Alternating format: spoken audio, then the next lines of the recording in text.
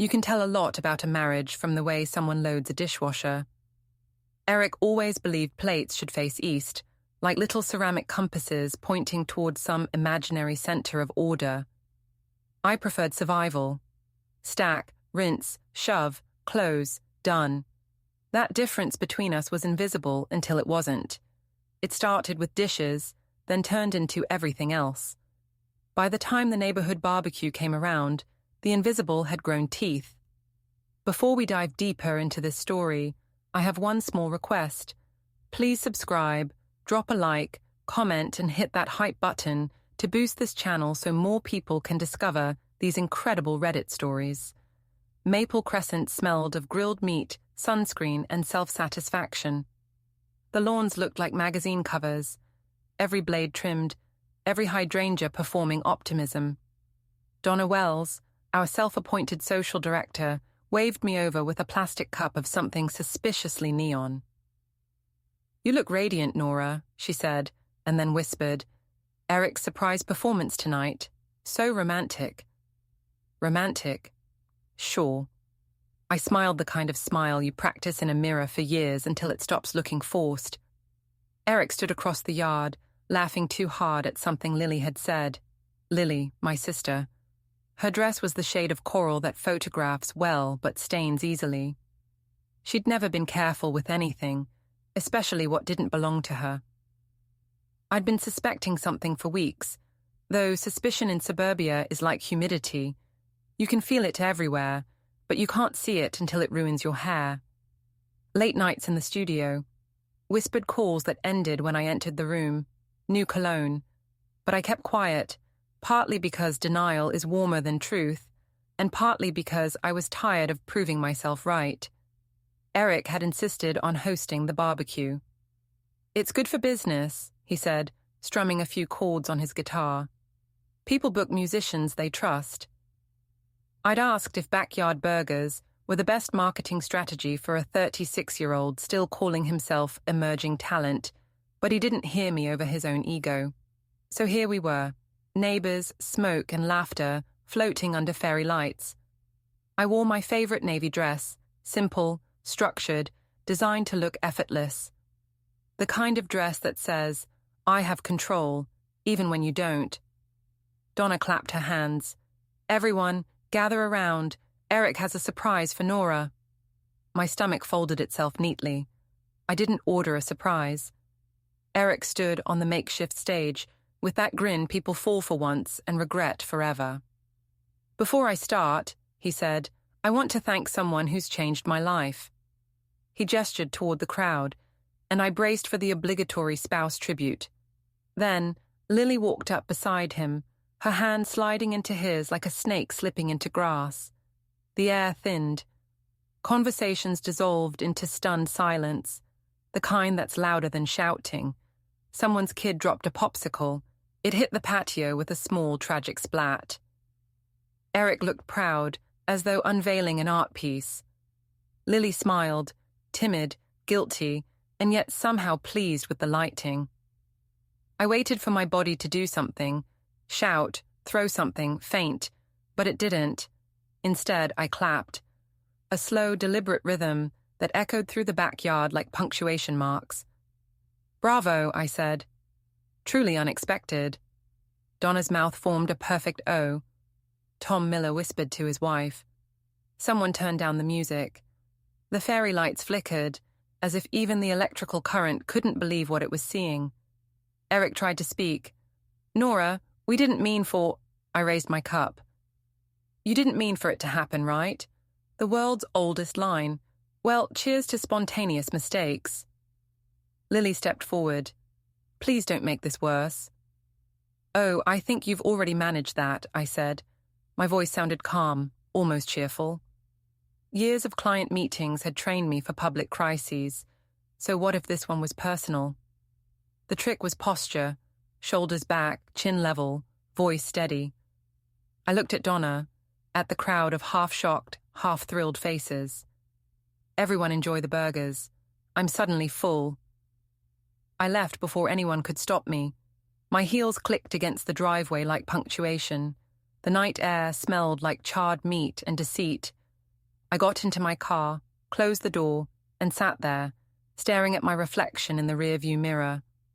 My face looked fine, too fine. The calm before an emotional storm I refused to let arrive in public. Driving home felt like steering through fog, automatic, slow, without direction. I didn't cry.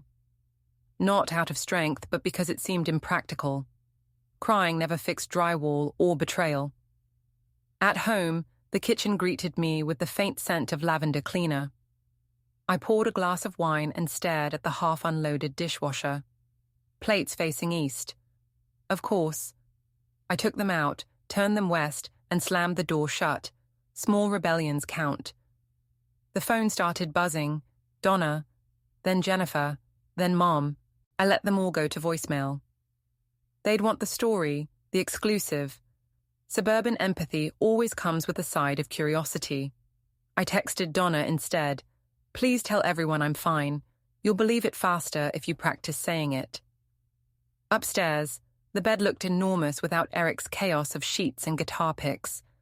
I lay down but didn't sleep. Thoughts moved like restless furniture, too loud to ignore. How long had this been going on? The signs had been there. Lily's frequent visits, Eric's mysterious collaboration projects. I'd blame myself for being suspicious. Turns out suspicion was the only honest thing I'd had left. At sunrise, I brewed coffee strong enough to wake the ghosts of good decisions. My phone lit up with messages. Most were pity dressed as sympathy. One from Lily. We didn't plan it. Please don't hate me. I stared at the words, then typed back. Too late. The committee has already voted. I didn't send it. Not yet. Some words are more powerful unsent, sitting there like loaded furniture waiting to topple. By mid-morning, I'd packed a bag. Essentials only. Laptop, sketches, toothbrush, the navy dress now folded with precision. I drove to my office downtown. My assistant, Rena, blinked when she saw me. You're early. And you look like someone who just watched a building collapse. In a way, I did, I said, but the insurance payout will be worth it. She gave me that cautious look people use when they're not sure if humor is appropriate. I smiled to let her know it was. Can you cancel today's client meetings? Tell them I'm redesigning priorities. Once inside my private studio, surrounded by blueprints and paint swatches, I felt almost steady. Work has always been my anesthesia. Lines, shapes, measurements, things that obey rules, unlike people. I opened my sketchbook to a blank page and wrote, rebuild. Then, underneath, without him. That afternoon, Eric texted, we need to talk. Please don't do anything drastic. I typed back, you already did. Then I deleted it, again. The restraint felt better than reply. Evening crept in through the blinds, soft and golden. I watched dust float in the sunlight and thought about how illusions look their best right before they vanish. That's the thing about suburban dreams. They're built on good lighting and denial. Take away either, and everything cracks. I drove again, not home this time, but toward the lake house we'd bought 2 years ago. The retreat, as Eric called it, a place for music and peace. The gate creaked when I pushed it open. The gravel path was overgrown, the air heavy with pine and silence. Through the window, I saw movement, Lily's suitcase near the door. So that's where they'd gone. My pulse thudded like slow applause. Bold of them to choose my property for their fairy tale. I didn't go inside. Instead, I walked to the dock and sat, watching the water shimmer. Somewhere in the distance, a boat engine hummed, a steady, impersonal sound. I breathed in, out, slow, deliberate. Anger needed space to plan. I wasn't going to shout or break things. I was going to redesign this mess, like any other project, patiently, beautifully, until every line served a purpose. On the drive back, I passed Donna's house. She was watering her lawn, pretending not to wait for me. I rolled down the window. Evening, Donna. She perked up. Nora, everyone's worried. Are you? I'm reorganizing, I said. You'll see the new layout soon. Her face registered curiosity, confusion, delight. Perfect. Let her chew on that. At home, I poured another glass of wine, opened my laptop, and started listing assets. Bank accounts, properties. The company I'd co-founded, but Eric never bothered to understand. I realized, with a strange kind of clarity, that I had more leverage than I thought. He'd walked away from love, not the legal fine print, and I knew exactly where the fine print lived. Outside, the streetlights blinked on. Across the road, Tom and Jennifer's kids rode their bikes in circles, laughing. The sound drifted through the open window, innocent and rhythmic. Life went on, oblivious to the quiet collapse next door. I envied that kind of simplicity, the comfort of not knowing when the ground shifts beneath you. My phone buzzed again. Eric this time, calling. I let it ring out, then listened to his voicemail. His voice cracked somewhere between guilt and self-defense. Nora, I'm sorry. I didn't mean to hurt you. Lily understands me in ways. I stopped listening. The rest didn't matter. It was always about who understood him, never about who endured him. I recorded a memo on my phone. Step 1, remove him from accounts. Step 2, call the bank tomorrow. Step 3, find new locks for the lake house. My tone was steady, clinical. Revenge wasn't a plan yet, but it was a blueprint forming line by line. Later, lying on the couch, I thought about the moment he'd held her hand. How natural it looked. How deliberate. It wasn't even the act that hurt. It was the choreography. Betrayal rehearsed to appear spontaneous. That was Eric's art form, but I'd mastered a few arts myself. At midnight, thunder rolled in the distance. The first drops of rain tapped the window, soft and rhythmic. I watched the street shimmer under the storm, lights reflecting in puddles like fractured glass. Somewhere, Eric and Lily were probably huddled together, convincing themselves they were heroes of some romantic struggle. Let them. Every story needs its illusions before the reveal. I whispered into the quiet room, enjoy the opening act. Because the next one would be mine, and it would be unforgettable. The morning after the barbecue felt like stepping into a play where everyone already knew their lines except me. The neighborhood had gone quiet, which in Maple Crescent meant that everyone was loudly whispering behind drawn curtains. I could almost hear the hum of gossip spreading like a sprinkler system set to rumor mode. At 8:00 a.m., Donna's text arrived. Thinking of you. If you need to talk, or a lawyer, or a flamethrower, I'm here. I smiled despite myself. Donna had her flaws, but subtlety wasn't one of them. I replied, no fires yet, but I'll let you know. Coffee didn't taste like comfort anymore. It tasted like strategy fuel. I sat at my kitchen table, the same one where Eric and I used to argue about paint swatches and grocery lists. The chair across from me was empty, but not in the sad way, more in the newly available real estate way. I pulled out my notebook and drew a line down the center of the page. On one side, I wrote, what I lost. On the other, what's mine. Under lost, I wrote, trust, a husband, my sister, and a sense of peace. Under mine, I listed my company, my talent, the house, and, most importantly, the truth.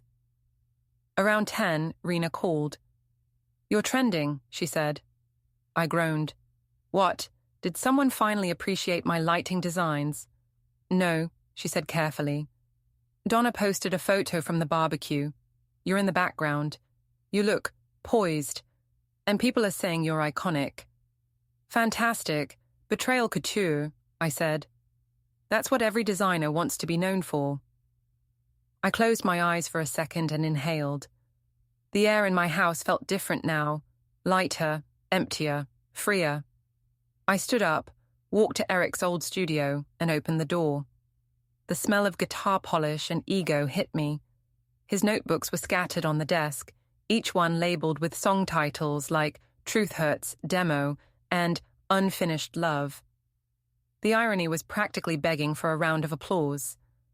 I gathered everything into a box, including the framed photo of him on stage pretending to be deep. I left the box by the trash bin. It felt cleaner that way. By afternoon, I was at my office downtown. Rena had brought me a croissant and an expression that hovered between pity and admiration. "Clients are asking if you're taking on new projects," she said. "I think they like the new edge in your voice." "Perfect," I said. "Pain sells better than pastel tones." That night, I returned home to find Lily's car in my driveway. A bright blue convertible, too cheerful for the occasion. She was sitting on the porch steps, wringing her hands like she was auditioning for remorse. I parked, took a long breath, and stepped out. "If you're looking for forgiveness," I said, "the line starts somewhere in another dimension." She stood quickly. "Nora, please, I didn't plan any of this." I tilted my head. "Spontaneous coordination, then. Impressive. You should teach a seminar." Her eyes watered, which used to work on me. Not anymore. "Eric loves me," she said softly. "I'm sure he does," I replied. "He loves anyone who listens to his songs all the way through." She flinched.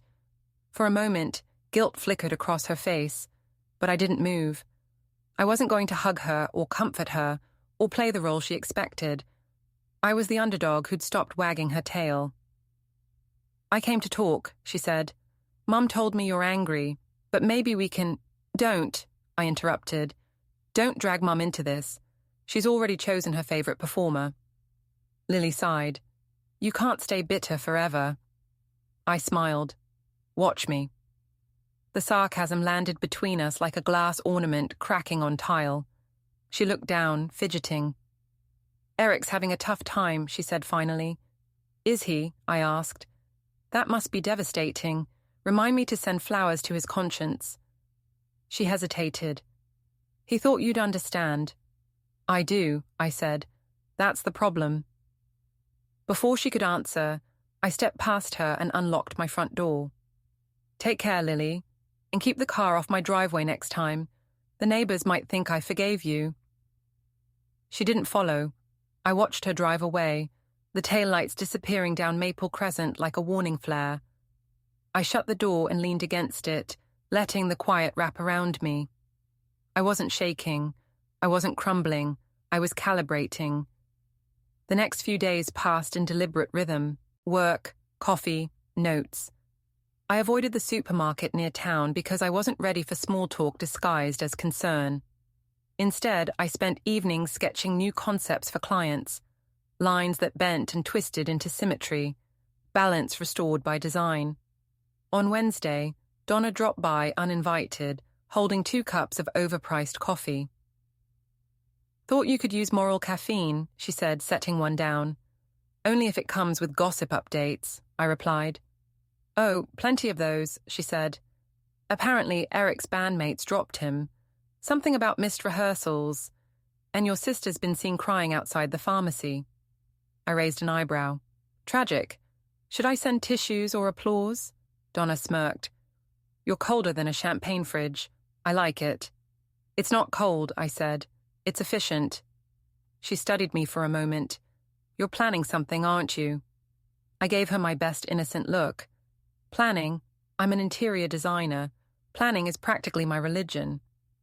That night, I opened my laptop and began sketching the floor plan of our old lake house. Every corner, every hallway. The space had potential, too much to waste on their drama. I imagined turning it into a short-term rental for high-end clients. Neutral colors, clean lines, no trace of the past. The thought steadied me. By Friday, I had the permits ready. By Monday, a contractor team was scheduled. I didn't tell Eric. I didn't need to. He'd learn soon enough, maybe through the same gossip channels that had once praised his artistic soul. Saturday morning arrived bright and warm, as if the universe were mocking me. I drove to the lake house to supervise the first stage. The gravel crunch under my tires sounded almost ceremonial. Inside, the place was a museum of bad memories, discarded clothes, unwashed mugs, and a faint perfume that wasn't mine. I stood in the doorway, breathing through my nose. No rage, just resolve. I opened the curtains, letting sunlight flood the room, and called the cleaning crew. While they worked, I walked through each room with my notebook. Replace flooring, new lighting, remove emotional residue. By afternoon, the transformation had begun. The contractor, a quiet man named Cal, said, "You're sure you want to keep this place? A lot of folks would sell." "I don't sell what I can redesign," I said. He nodded, and I could tell he understood more than he let on. On my way back to the car, I noticed Lily's purse on the porch. She must have left it behind. I didn't touch it. Some symbols are better left where they fall. That night, while scrolling through my email, I saw one from Eric. "We need to talk. It's important." I closed it without reading further. My peace wasn't negotiable. Around midnight, I drove downtown to check the progress at a client site. The city streets were half empty, the kind of quiet that feels like a held breath. As I stood under a street lamp reviewing blueprints, I realized something. I wasn't afraid of starting over. I was just annoyed it had taken this long to realize I could. The next morning, the phone rang. It was Mom. "Nora, sweetheart," she said, her tone cautious. "Lily told me she stopped by. Maybe you could find it in your heart to—" "No," I said simply. "Some bridges need to stay broken."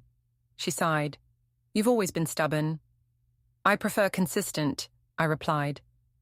After hanging up, I looked around the office. My sketches for the lake house filled the wall, each line a declaration of ownership. For years, I'd built spaces for other people's dreams. Now I was building one for myself.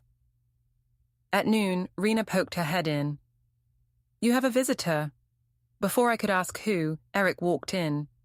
He looked smaller somehow, like someone had dimmed the lighting on him. His once carefree charm was replaced by something quieter. Guilt, maybe, though I didn't give it the dignity of naming. "Nora," he began, "I just wanted to explain." "You already did," I said, "at the party, with your choice of co-star." He winced. "It's not like that. Lily and I, things just happened. You were always so focused on work, and I needed attention," I finished. "You could have bought a dog." He blinked, speechless. I leaned back against the desk. "Let's skip the emotional script. What do you want?" He hesitated. "I heard you're doing something with the lake house. That place means a lot to me." "Correction," I said. "It meant a lot. Past tense. Like your credibility." He exhaled sharply. "You're really going through with this?" "Of course," I said. "I'm redecorating my life, Eric. You just didn't make the final design cut." He looked around the office, eyes landing on the renderings pinned to the wall. "You're serious?" "Very." For a moment, he looked like he might argue. Instead, he nodded slowly. "You've changed." "I'm finally using the right lighting," I said. "Makes everything clearer." He left without another word. The door clicked softly behind him, and I stood there for a long moment, listening to the quiet hum of the city outside. That evening, I drove to the lake house again. The place already looked different, cleaner, brighter, almost hopeful. I watched the sun dip below the trees and thought about how strange it felt to reclaim something that used to hurt. On my way out, I saw a familiar car parked down the road, Eric's. He was sitting inside, staring at the house. For a second, I almost felt pity. Then I remembered the barbecue, the laughter, the hand-holding. Pity turned into clarity. I didn't confront him. I didn't need to. I just drove past, slow enough for him to see me smiling.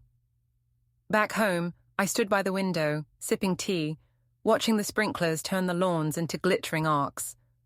The neighborhood would keep talking, of course. They always did. But this time, I was writing the story, not starring in someone else's version of it. My phone buzzed, a new text from an unknown number. "You'll regret this." I stared at it for a long moment, then typed back, "I design regrets into floor plans." They never last long. I set the phone down and walked into the living room. The dishwasher hummed softly, plates facing west, exactly as I liked them. The order felt deliberate, permanent. For the first time in weeks, I exhaled without effort. Not relief, just readiness, because the foundation was set now. And soon, I'd start building the rest of it. I used to believe that silence meant peace. Now I know silence just gives you space to hear your own plotting. The kind that starts as an idea, then turns into a design plan with tabs, notes, and subfolders. The lake house was officially mine again. Eric hadn't bothered to handle the paperwork when he left. He never handled details. He lived in melodies and chaos. I lived in contracts. Guess who won that round? By Monday morning, I was already on site with Cal's team. They looked confused when I arrived wearing heels and holding blueprints instead of a hammer. "Don't worry," I said, setting my coffee on the railing. "I design, you demolish. Everyone has their strengths." Cal grinned under his baseball cap. He liked efficient people. They made his job easier. Inside, sunlight cut through the dust like sharp ribbons. The walls still echoed with their voices. Lily's soft laughter, Eric's guitar chords. I could almost see the ghost of their perfect little secret breakfasts. My chest tightened, but not from pain. It was focus. If this house had been their love nest, I would turn it into my masterpiece. A different kind of revenge, legal, lucrative, and beautifully lit. By noon, the place was alive with noise. Hammers, drills, and shouted measurements drowned out memory. I walked through the chaos, noting where to add skylights, where to move the staircase for better flow. "Light defines everything," I told Cal, "and this house needs a full exorcism of bad lighting." He nodded, though I think he just liked hearing someone talk sense in a space filled with sawdust. The first physical act of revenge came small, almost elegant. Eric's old car, a classic convertible he adored, was parked behind the house, covered in pine needles. I brushed my fingers over the hood and smiled. He'd left it here, just like he left everything else. While the crew worked inside, I found an old can of paint thinner in the shed. I didn't destroy the car. I just poured a little of the liquid near the tires and left the lid off. The next rainstorm would handle the rest. Rust was patient revenge. I was too. That night, back in town, I attended the neighborhood wine club, which was really a gossip council with better glassware. The air buzzed with speculation. Donna nearly vibrated with curiosity. "So, rumor has it you're flipping your lake house into some kind of luxury hideaway." "Rumor travels faster than plumbing issues here," I said, smiling into my glass. "But yes, I'm redoing it." Tom Miller, ever the suburban philosopher, leaned in. "Smart move. Heard Eric's band fell apart." "Did it?" I said innocently. "That must be tragic for their fan base of 3. The table laughed, but Donna gave me a long look. "You're planning something, Nora Whitman. I can smell it. And it smells like cedar and vengeance." I raised my glass. "You know me, Donna. Everything I touch gets better lighting." When I got home that night, my phone buzzed with an unknown number. The message read, "We need to talk, urgent, no name," but I knew the rhythm of Eric's panic. I didn't reply. Instead, I poured another glass of wine and opened my laptop. I pulled up the listings for the lake house rental prototype I'd quietly submitted to a property platform. Within hours, inquiries started coming in. Vacationers wanted cozy designer retreat near the lake. I smiled. If only they knew the drama soaked into the walls. Over the next week, construction moved fast. I spent hours on site, supervising every decision. Cal joked that I had architect eyes, the kind that saw flaws in people's drywall and character. He wasn't wrong. Every nail hammered into the walls was a reminder that control could be rebuilt. One afternoon, as I inspected the newly installed kitchen fixtures, I heard a familiar laugh outside. Eric's voice. That smooth, self-satisfied tone he used when pretending he had everything under control. I froze, then straightened my jacket and walked out to the porch. He was standing there, hands shoved in his pockets, looking like a man rehearsing for an apology he didn't believe in. "Hey, Nora," he said. "Nice place." "It's improving," I said, "which is more than I can say for your timing." He gave a weak laugh. "I just wanted to see how things were going. You didn't answer my messages." "I didn't see the point," I said. "You made your choices." He looked around the house, eyes flicking over the fresh paint, the polished fixtures. "You're really turning this into a business." "That's what adults do, Eric. We build things that last." He flinched at the word adults. It was probably the first time in his life someone used it like an accusation.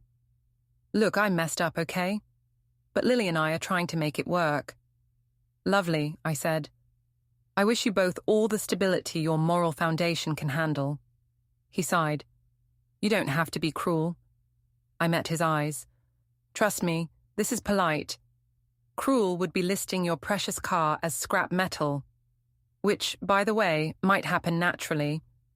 His expression shifted, suspicion flickering. "What did you do?" "Nothing," I said, smiling. "Rain's unpredictable this time of year." He frowned but didn't argue. He never did when he sensed he was outmatched. "Fine. I just wanted to say sorry." I tilted my head. "Apology accepted. Conceptually. Execution pending." He looked confused. "What does that mean?" "It means I'll let you know when I feel like forgiving you. Don't wait up." He muttered something and walked off. As his car disappeared down the dirt road, I exhaled slowly. Not from nerves, more like releasing a sketch line you'd been holding too long. Then I turned to Cal, who had been pretending to check blueprints nearby. "Men," I said, "like uneven tile. You can cover the cracks, but you'll always feel them underfoot."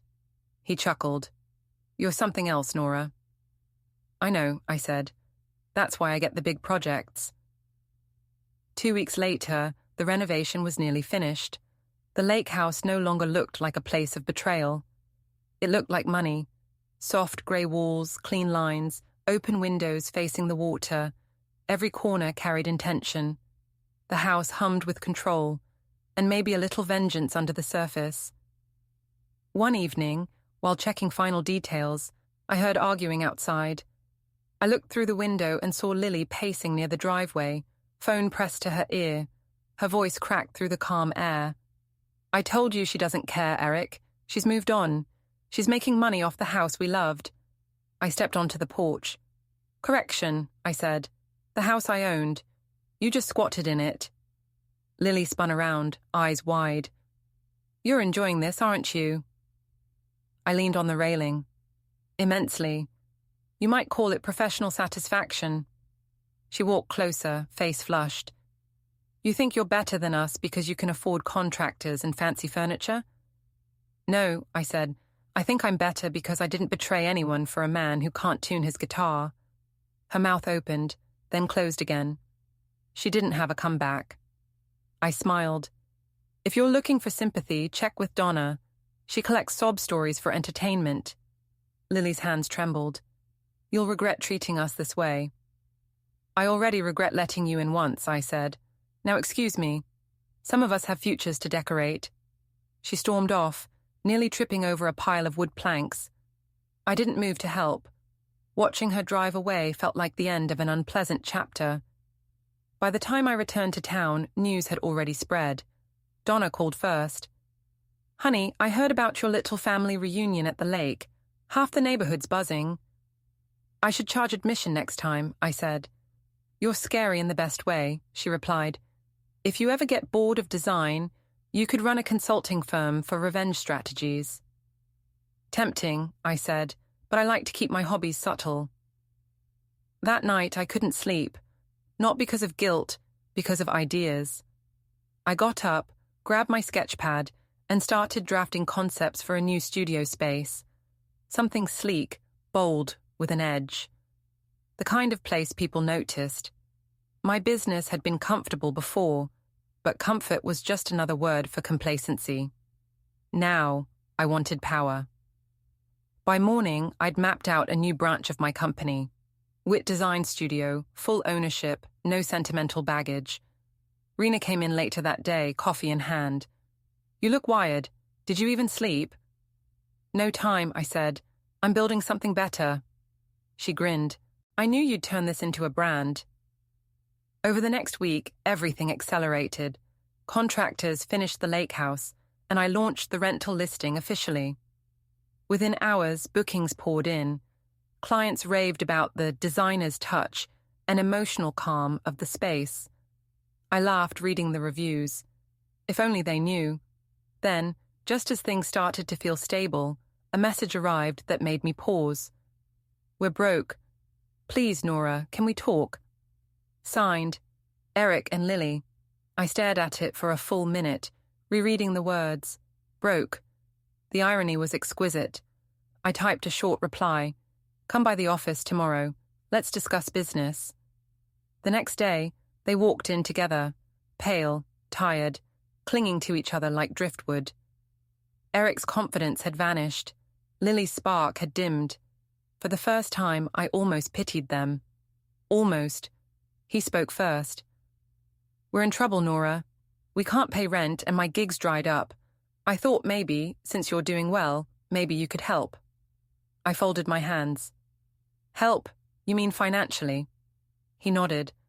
I tilted my head, studying them. That's interesting. You both seemed so independent before. What changed? Lily whispered. Please, you don't understand how hard it's been. I understand perfectly, I said. Actions have consequences, and sometimes they come with interest. Eric's jaw tightened. So that's it? You're just going to let us struggle? I smiled sweetly. Exactly. Now, if you'll excuse me, I have clients who actually respect contracts. They left without another word. I watched them through the glass door, shoulders slumped, walking into the sunlight that suddenly seemed too bright for them. When they were gone, I turned to Rena. Cancel my afternoon meetings. I think I deserve a little celebration. She grinned. Champagne or coffee? Both, I said. One for victory, one for fuel. That evening, I drove back to the lake house one last time before the renters arrived. The sunset painted the water gold. The air smelled clean. New beginnings always do. I walked through the room slowly, touching the polished walls, the smooth counters, the elegant furniture. Every inch of the place told a story of control reclaimed. As I locked the front door, my phone buzzed again. Another message from Eric. We didn't mean to hurt you, I typed back. Intentions don't pay rent. Then I turned off my phone, got in my car, and drove home, the road winding like a quiet applause under my tires. The lake house stood behind me, perfect and still, ready to welcome strangers who'd never know what it once held. And for the first time in months, I felt something close to calm. Not peace, but balance. The foundation was solid. The walls were clean. The story was shifting, and this time, I was the one holding the pen. The next morning began with the sound of rain brushing against my office windows, soft and rhythmic, as if the world were trying to whisper before gossiping loudly again. I had been expecting Eric and Lily ever since their message, but seeing their names pop up on my phone's screen again still gave me a strange flicker of satisfaction. They were coming to me now. The people who once looked down at me for being too career-focused were now requesting an audience, as though I were some kind of gatekeeper of fortune. I suppose in a way I was. I didn't prepare tea or polite smiles. This wasn't going to be a therapy session. My desk was covered in samples for a client's kitchen remodel, polished stone slabs, swatches of walnut veneer, and gold hardware. I made sure to leave them there. Power should have a texture, and mine looked like expensive materials and precise organization. They arrived late, of course. Eric never learned punctuality. Chaos was his only reliable companion. When the office door opened, I looked up from my laptop as if surprised to see them, though I'd been timing this moment all morning. They entered together, their matching nervous energy filling the air. Lily's once bright coral dresses had been replaced by faded sweaters. Eric looked thinner, his confidence sagging under whatever string of poor decisions he'd made since leaving me. Nora, he started, voice carefully measured. Thank you for seeing us. Did I have a choice? I said lightly, clicking my pen shut. You were bound to show up eventually. Lily shifted uncomfortably beside him. We didn't want to bother you, we just need money, I finished. Let's not waste time with introductions. Eric's mouth tightened. We thought maybe you could lend us something, just until things get better. I leaned back in my chair, crossing my arms. Better? You make it sound like you're waiting for a miracle, not consequences. Lily's voice cracked slightly. Please, Nora. We wouldn't ask if we weren't desperate. Her tone had that same pleading softness she used to use on our parents when she wanted something. Borrowed jewelry, attention, forgiveness. It always worked then. It wasn't going to work now. Desperation, I said, isn't a currency I accept. Eric's jaw twitched. You're really enjoying this, aren't you? I'm enjoying the symmetry, I said. Life finally decided to organize itself in my favor. He stepped closer to my desk. I know I hurt you, but we're still family. Interesting, I said. Family. Is that what we're calling it now? Because last time I checked, you were holding hands with my sister at a barbecue while everyone clapped. Lily looked like she wanted to disappear. We made mistakes. We were in love. It wasn't about hurting you. Oh, it wasn't about me, I said. That's rich, because every consequence you're living now, this very conversation, is about me. Silence settled between us, the kind that fills a room like thick air. I didn't rush to break it. I let them squirm in it. Eventually, Lily said, We thought you might help because you've always been good. You don't hold grudges. I smiled slowly. I redecorate them. Makes them last longer. Eric's shoulders dropped. You've changed. Thank you, I said.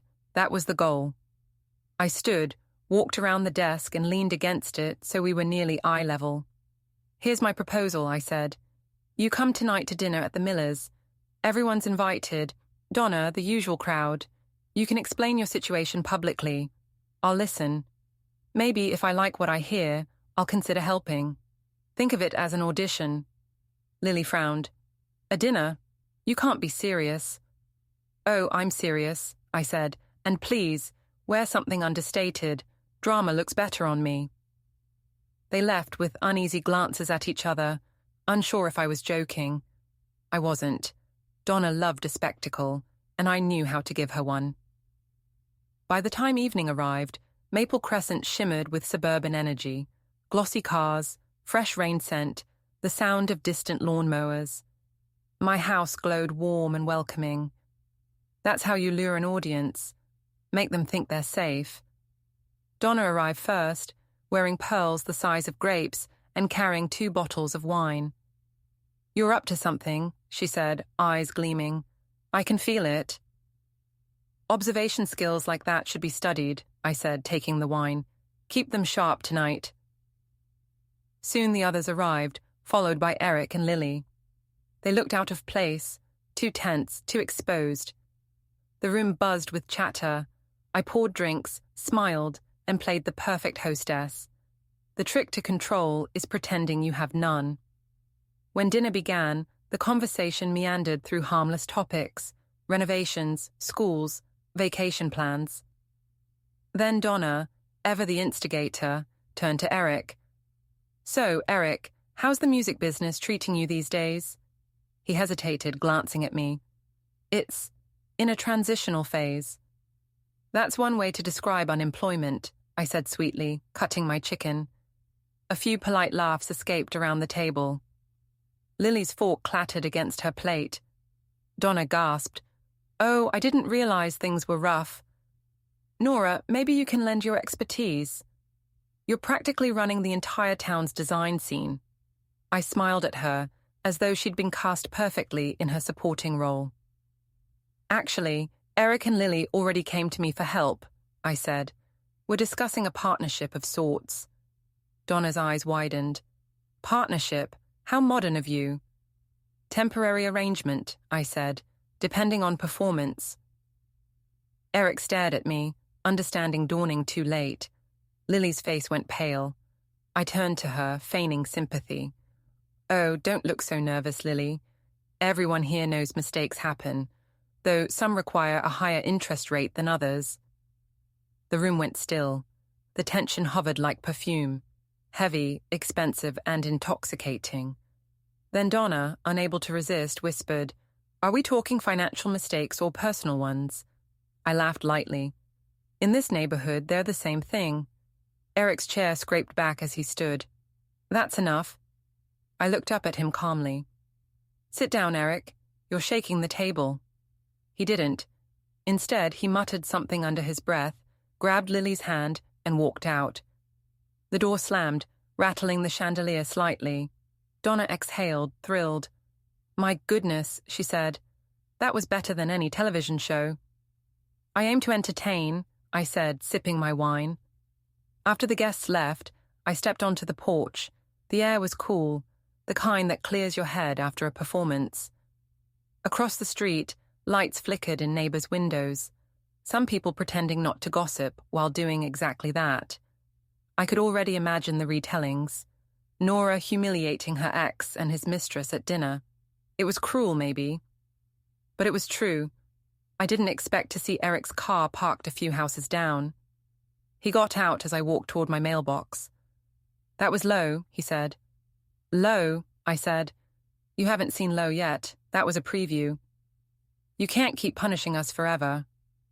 "Forever is ambitious," I said, "but I'll give it a try." He ran a hand through his hair. "You used to care about people." "I still do," I said, "just not about you." He looked defeated, and for a split second, I almost felt something like pity. Then he muttered, "You'll regret this one day." "Maybe," I said, turning toward the door, "but not tonight." Inside, I poured another glass of wine and stared at my reflection in the window. The woman looking back wasn't the same one who had sat in that car after the barbecue. That woman had cried quietly, gripping the steering wheel like it was the last thing keeping her steady. This one was sharper, colder, deliberate. Not unfeeling, just focused. I had rebuilt my life with precision, one ruthless line at a time. A week passed before the next chapter of their downfall arrived on my doorstep, literally. Early Saturday morning, Lily appeared again, standing under a light drizzle. She looked exhausted. "Eric's gone," she said. "Gone where?" "I don't know. He left last night after another fight, took my car." I crossed my arms. How poetic. History repeats itself. "Nora, please. I can't pay the bills and I don't have anywhere else to go." I studied her face. There was no glamour left, no confidence, just the messy reality of choices. "You're asking to stay here," I said. She nodded silently. "You know," I said, "I used to imagine what I'd say if you ever begged me for help. I thought I'd gloat, maybe deliver a speech about karma. But I've realized something." Her eyes flickered with hope. "That you can forgive me. That I don't need to forgive you to win," I said. "And the answer's no." Her mouth trembled. "You can't just throw me away." "You threw me away first," I said softly. "I'm just returning the favor." She turned and walked back toward the street, shoulders hunched. I closed the door and locked it. For a moment, the sound of rain filled the quiet. I didn't feel triumphant. I felt balanced. Some people confuse revenge with rage. For me, it was architecture, measured, intentional, solid. Later that night, Donna called again. "So," she said, voice bubbling with curiosity, "did you hear Eric left town? Someone saw him arguing at a gas station before he drove off." "I'm not surprised," I said. "He's always had a talent for running away from maintenance." "What about Lily?" Donna asked. "She looked awful at the store this morning." "I wish her clarity," I said, "and better taste." Donna laughed. "Remind me never to cross you." "Don't worry," I said. "You'd see it coming." After hanging up, I stood by the window watching the rain reflect against the streetlights. Maple Crescent shimmered, perfect from a distance, flawed up close, just like the people living on it. The difference was that I'd stopped pretending mine was perfect. I owned the cracks. I turned them into features. When the storm eased, I stepped outside. The night smelled of wet grass and quiet victories. I walked to my car, glanced across at the miller's house, where the dinner fiasco had taken place, and smiled. The memory was sharp, but it didn't sting anymore. It felt like closure written in neon. My phone buzzed. Derek. "You survived the neighborhood dinner circus," his message read. I typed back, headlining act, standing ovation. He replied with a simple heart emoji. It was the first thing all week that felt soft and uncomplicated. I tucked my phone away, started the car, and let the headlights sweep across the rain-slick road. Tomorrow, I'd go back to work, finalize new contracts, and expand the business. Eric and Lily could figure out their own mess. I'd already done enough cleaning for one lifetime. As I drove toward the lake, the reflection of my house lights faded in the mirror, replaced by the open road and the quiet hum of progress. I wasn't looking back. The story had moved on, and for once, I was the one writing every word. There are moments when revenge stops feeling like a fantasy and starts feeling like project management. By the time the next week rolled around, I had color-coded tasks in my planner. Work deadlines, client meetings, and what I titled miscellaneous adjustments, which was really shorthand for retribution. Efficiency keeps emotion from spilling over. It's easier to move on when everything is filed under action steps. The storm that had swept through town left the lawns looking freshly washed, which somehow made the neighborhood gossip shine brighter too. Donna called first thing Monday. "Nora, sweetie, rumor says Lily moved back into that small rental near the supermarket. Alone." Her tone was half sympathy, half delight. "How poetic," I said. "At least she's near essentials. Milk, bread, regret." Donna laughed so hard I heard ice clink in her morning glass. "You are something else. Also, the open house for your lake property is getting attention. Are you sure you want to host it yourself?" "Oh, I insist," I said. "It'll be an event to remember." Hosting the open house myself wasn't just about publicity. It was the final stage of my plan. A little showcase not only of my design skills, but of poetic closure. Every nail, every light fixture, every vase of white lilies placed around the rooms was deliberate. I wanted perfection, the kind that looked effortless, but was anything but. 2 days before the event, I received a message from Eric. "We need to talk. It's urgent. Please." I didn't respond right away. I wanted to read the words a few more times, to savor the tone of defeat buried inside them. When I finally replied, I wrote, "You can talk at the open house. Plenty of witnesses to confirm I'm listening." The morning of the event arrived bright and crisp, the kind of day real estate agents pray for. My reflection in the mirror looked calm. Sleek ponytail, neutral makeup, tailored navy suit, professional armor. The lake house gleamed under the early sunlight, its glass windows throwing reflections across the driveway like signals. Inside, candles flickered on countertops, and the scent of sandalwood drifted from hidden diffusers. A few curious neighbors had already arrived, pretending to admire the decor while scanning for drama. "Looks like something out of a magazine," one of them whispered. "It should," I said. "This house cost me more than I planned to spend, emotionally, that is." She laughed awkwardly, unsure if she was allowed to find it funny. I made it easy for her. I smiled. By noon, the rooms were full of chatter and footsteps. People strolled with glasses of sparkling water, discussing the view, the craftsmanship, and, quietly, the story behind it. Every conversation eventually returned to me, the woman who'd turned heartbreak into architecture. I let them talk. I'd built the legend as carefully as the house itself. Then I saw him. Eric stood at the edge of the living room, hands in his pockets, looking out of place in the crowd of professionals and neighbors. His hair was messy, his clothes rumpled. Lily wasn't with him. I walked toward him slowly, heels silent on the polished floor. "You came," I said. He turned, eyes shadowed with exhaustion. "You said we could talk." "Indeed. You're welcome to make an appointment like everyone else." I gestured toward the clipboard near the entrance, smiling as if this were a normal business interaction. "Nora, please."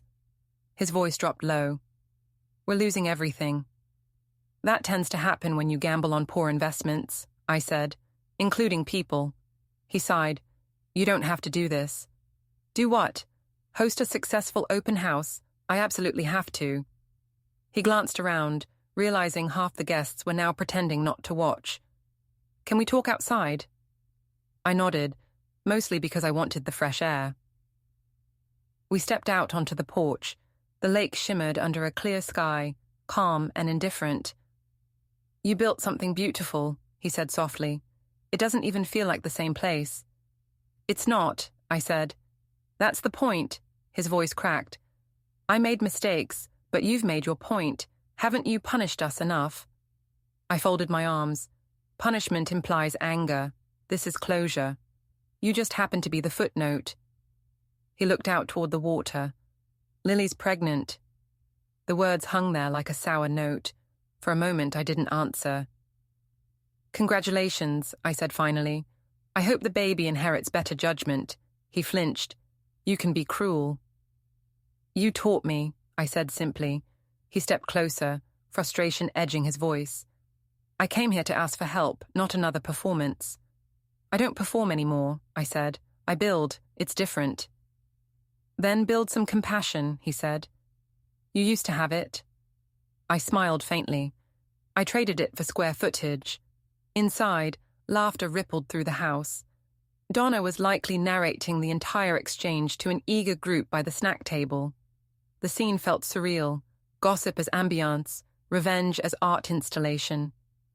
Eric rubbed a hand over his face. "You'll regret this." "Possibly," I said, "but not as much as you'll regret underestimating me." He started to reply, but a crash from inside cut him off.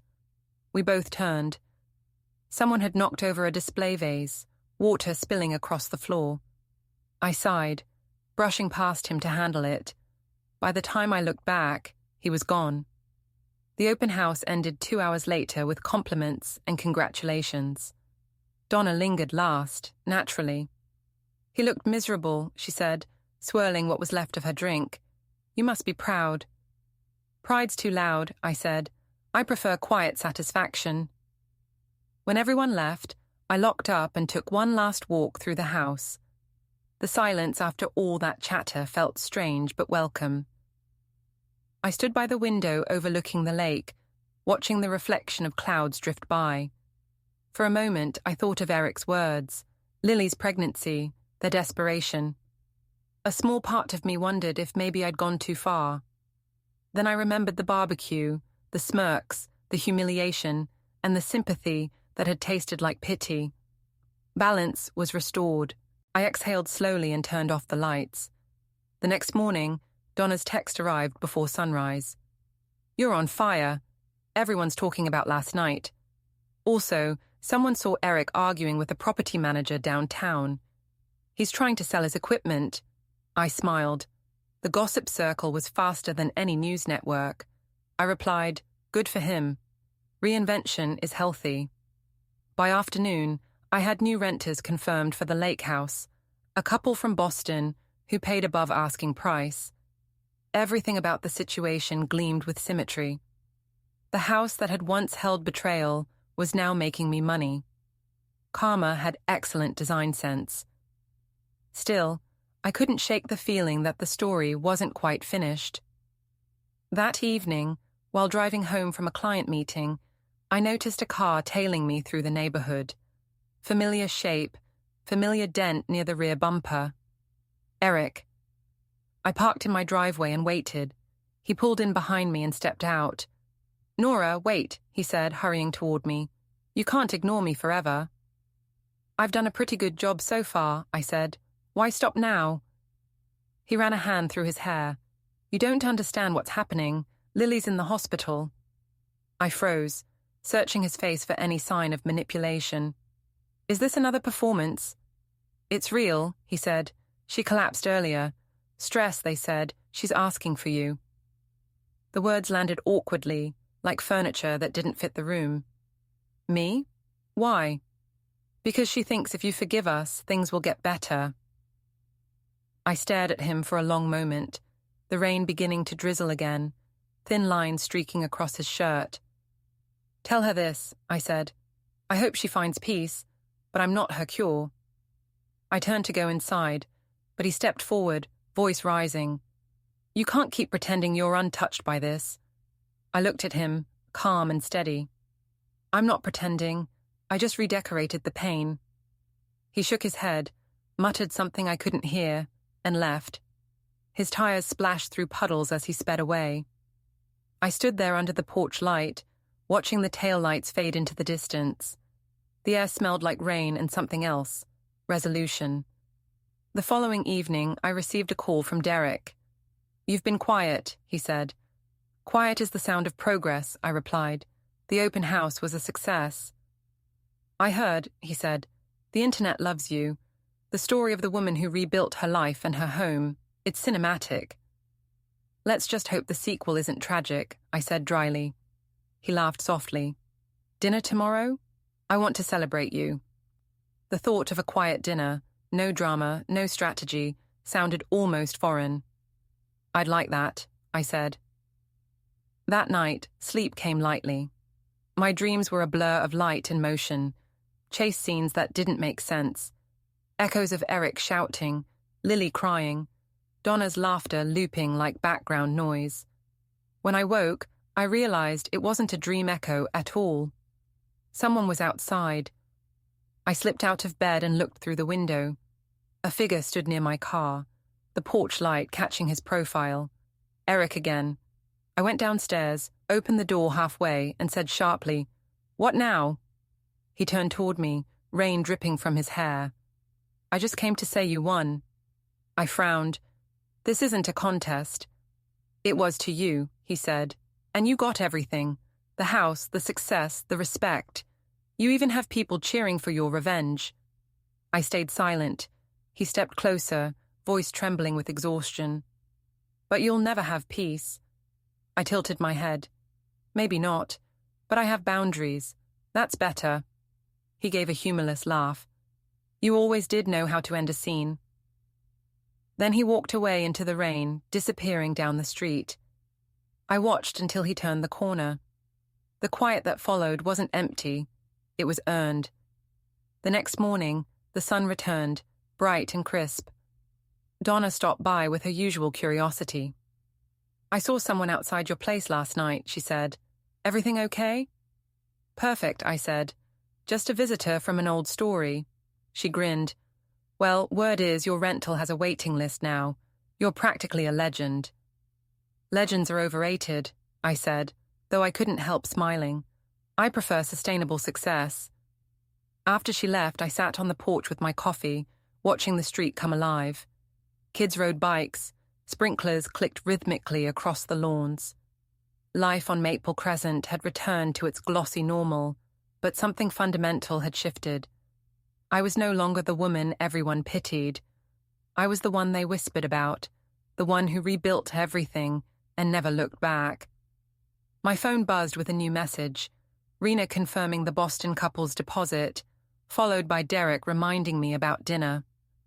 I typed a short reply to both, then set the phone aside. Across the street, the Miller kids were chasing each other, laughter echoing like distant music. For the first time in a long while, I let myself listen. Revenge wasn't supposed to feel peaceful, but somehow it did. Not a movie ending, not redemption, just equilibrium. I sipped my coffee and smiled faintly. There was one more thing left to do. One final note to complete the design. That afternoon, I drove to the lake house one last time before the renters arrived. The air shimmered with sunlight, the water glittering like polished glass. I parked, stepped out, and stood by the car, taking it in. The symmetry, the quiet, the reflection of everything I'd rebuilt. I left a small white lily on the porch, a symbol, maybe, or just a touch of irony. Then I turned, got back in the car, and drove away, the house shrinking behind me until it was nothing more than a perfect line against the lake. The world around me hummed with movement, But inside, I felt still, finally steady, finally done. The morning started too quiet, the kind of quiet that doesn't feel calm but expectant, like the air before a storm. I woke early, restless, unable to shake the image of Eric standing in the rain outside my house. He'd looked hollow, like someone who'd run out of excuses and places to hide. Maybe I should have felt satisfaction. Instead, I felt the strange thrum of something unfinished, like a song ending mid-note. I poured coffee, stared out the kitchen window at Maple Crescent's perfect symmetry, and told myself it was over. But deep down, I knew the final act hadn't played out yet. By afternoon, the air had shifted. The sky dimmed, heavy clouds rolling over the lake. The first open house since the Boston couple signed their lease was happening today. A public showing before the property officially transferred to their management. I'd planned to supervise briefly, greet potential investors, then leave before small talk drained me. But as I drove toward the lake house, a faint unease sat in my chest, uninvited and stubborn.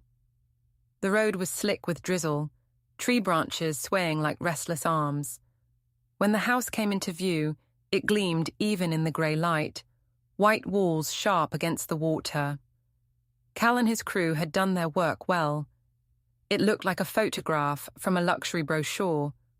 Every angle perfect, every imperfection erased. Yet there was something almost eerie about it now. Too flawless, too still. Cars were already parked outside. Agents, clients, a few curious neighbors.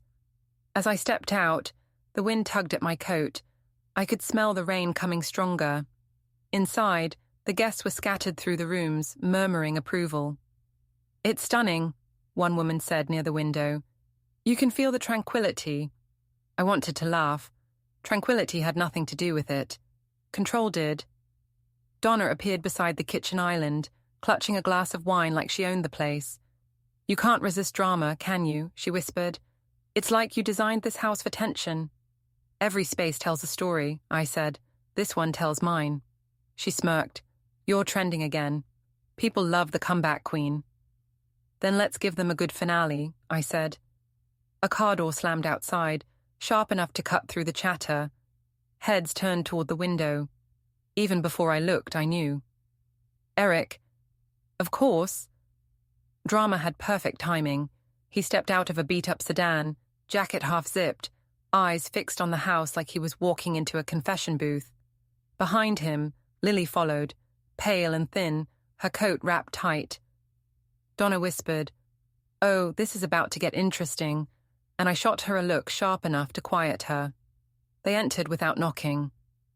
The hum of polite conversation evaporated instantly, replaced by awkward silence. The couple standing near the fireplace drifted away, like they'd spotted a storm on the horizon. Eric's voice carried across the room. "Nora, we need to talk." "Publicly again?" I asked. "You really should start booking appointments." Lily's voice was shaky. "Please, just a moment. We wouldn't come if it wasn't important." I studied them. They looked worn down, edges frayed. Whatever hold they'd had on the idea of love had clearly dissolved into survival. I almost felt pity again, but pity is a luxury I'd retired. "Fine," I said. "You have 2 minutes. Make them count." Eric glanced around, realizing half the town's social circle was now pretending to browse the kitchen cabinetry. "We're leaving," he said, "moving out of state, but we can't do it without some help." "Financial?" I asked. "How original." He ignored the sarcasm. "You've got more than enough now. We just need a small loan to start over." Lily stepped forward. "You don't have to forgive us. Just don't let us drown." The phrasing almost made me laugh. "You chose to swim in deep water without learning how," I said. "Don't ask me for a life jacket." Eric's voice hardened. "You don't have to punish us forever." "Forever is such a dramatic word," I said. "This is just consequences catching up. Happens to everyone eventually." Lily's eyes glistened, but she didn't cry. "You got everything, Nora. Isn't that enough?" "I didn't get everything," I said. I just stopped losing. The air in the room thickened, everyone pretending not to eavesdrop while clearly doing exactly that. Donna, of course, lingered near the archway, her phone half hidden in her palm. I didn't stop her. Stories like this spread faster when you let them. Eric's tone shifted from pleading to frustration. Fine. Enjoy your victory. You think this house and your new fiancé make you untouchable. You'll realize eventually that revenge doesn't fill the hole. I stepped closer. Maybe not, but it keeps the wind from whistling through it. The storm outside finally broke.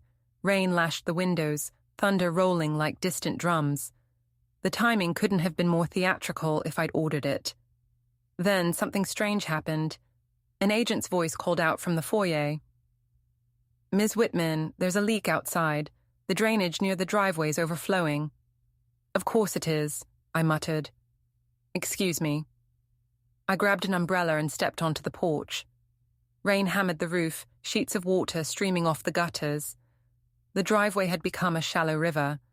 As I moved to check the side of the house, I heard footsteps behind me. Eric again. "You shouldn't be out here," I said without turning. "I'd hate for karma to slip." He followed anyway.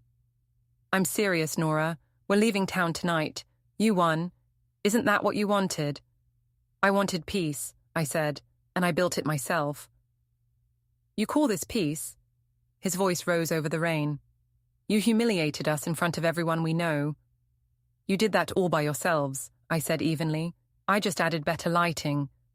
He took a step closer, anger flashing through exhaustion.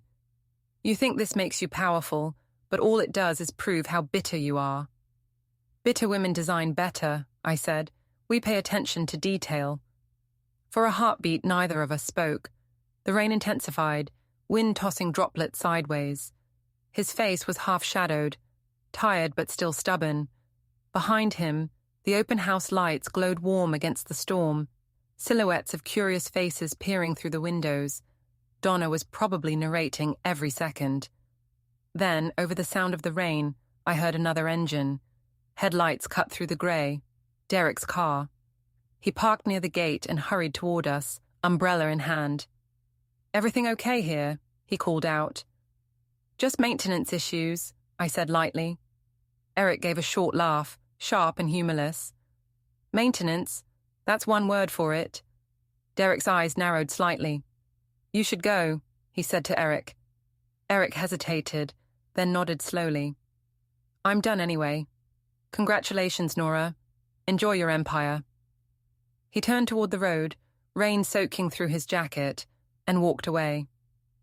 Lily followed without looking back. I watched until they disappeared beyond the trees. Derek stepped beside me. "You all right?" "I'm fine," I said, though the truth was complicated. I felt like a building right after an earthquake, still standing, but aware of every shifted brick. Inside, the guests began leaving, murmuring polite goodbyes tinged with awe and gossip. Donna lingered, of course. "Well," she said, grinning, "that was better than any thriller I've watched this year." "You should start charging admission," Derek said dryly. She winked at him. "Oh, I'm getting paid in information. That's more valuable." After she left, the house grew quiet again. Only the soft rhythm of rain and the faint hum of appliances filled the space. Derek turned to me. "You know," he said, "you scare people a little." "Good," I replied. "Fear keeps them honest." He smiled faintly. "And you? Are you honest with yourself?" "I try," I said, glancing at the lake through the glass doors. The water churned under the wind, restless and alive. "But honesty's overrated. I prefer results." He reached out, brushing rain from my sleeve. "You've got plenty of those." "Too many," I said softly. That night, after Derek left, I stayed at the lake house alone. The storm had passed, leaving everything damp and glistening. I walked through each room, touching the surfaces, the marble counters, the polished wood, the walls that no longer remembered old laughter. It felt complete, finished, yet something in me buzzed with restless energy. Maybe Donna was right. I liked the drama too much to let it end quietly. As I stood by the front window, headlights appeared again. Different car this time. My heart didn't race. It just steadied, curious. I stepped outside. It was Lily. She sat in the driver's seat, engine idling, face lit by dashboard light. When she saw me, she rolled down the window. "I just came to say goodbye," she said. "Make it quick," I replied. "The neighbors love a spectacle." She smiled faintly. "You were always stronger than me. I used to resent that. Now I understand why." I leaned against the porch post. "Strength's just what grows in the cracks." She hesitated. "Eric's not doing well. He feels like you've taken everything from him." "I didn't take anything," I said. "He handed it over when he walked out." She nodded. "Maybe. But he's not the only one who lost something." Her words hung in the air, too soft to echo. Then she put the car in gear, turned, and drove away into the night. The taillights disappeared down the narrow road, leaving darkness and the hum of insects rising from the damp grass. I stayed outside a while longer, listening to the lake. The storm had churned the water, breaking reflections into ripples. When I finally went inside, I felt strangely calm. Not triumphant, not hollow, just steady. I'd learned something through all of this. Revenge isn't a moment, it's maintenance. You have to tend it, shape it, polish it, until it becomes part of the architecture. In the morning, sunlight spilled across the lake, bright and clean. I brewed coffee and watched the steam curl upward, delicate and fleeting. Donna's latest message blinked on my phone. "You're a legend now. People can't stop talking." I typed back, "Let them." Stories keep neighborhoods interesting. Then I set the phone down, stepped outside, and looked at the reflection of the house on the water. It was perfect. Solid lines, calm colors, not a trace of the past visible from the surface. But I knew what lay underneath, the blueprints of betrayal, the careful reconstruction, the symmetry of justice. For once, that didn't bother me. The story had reached its peak, the kind of high note where the lights flash brighter just before everything fades. No epilogue, no second act, just the stillness of a design completed exactly as planned. I smiled, whispered to the lake, "We're done," and turned away, the morning sun warming my back as I walked toward my car, leaving the house standing flawless and silent behind me, its secret sealed, its purpose fulfilled.